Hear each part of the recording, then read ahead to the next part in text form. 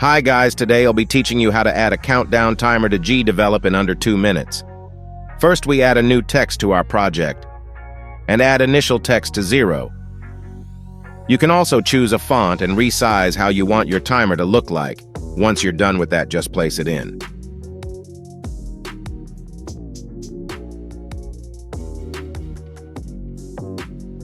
We are now going to add a new condition at the beginning of the scene, and the action for it will be start or reset the timer and its name.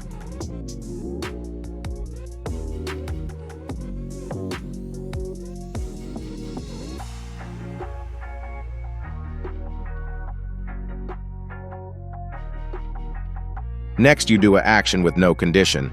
I have left this in the description if you don't want to write it all out. But when you copy my text, make sure to change the number to what you want. Next, we will add a new condition. The timer is greater than 10 seconds or however much time you need.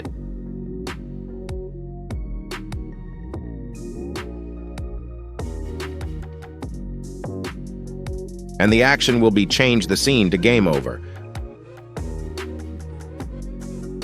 which I forgot to mention that you had to make it beforehand.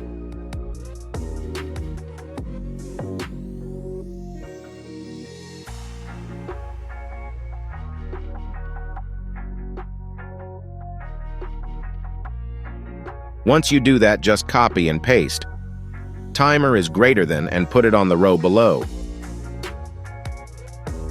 The next action is changing the color to red when it reaches 5 seconds.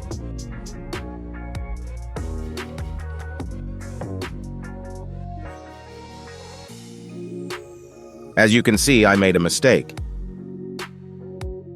It was supposed to be a scene item, not object. So make sure you double-check your work, or it might go wrong and not work.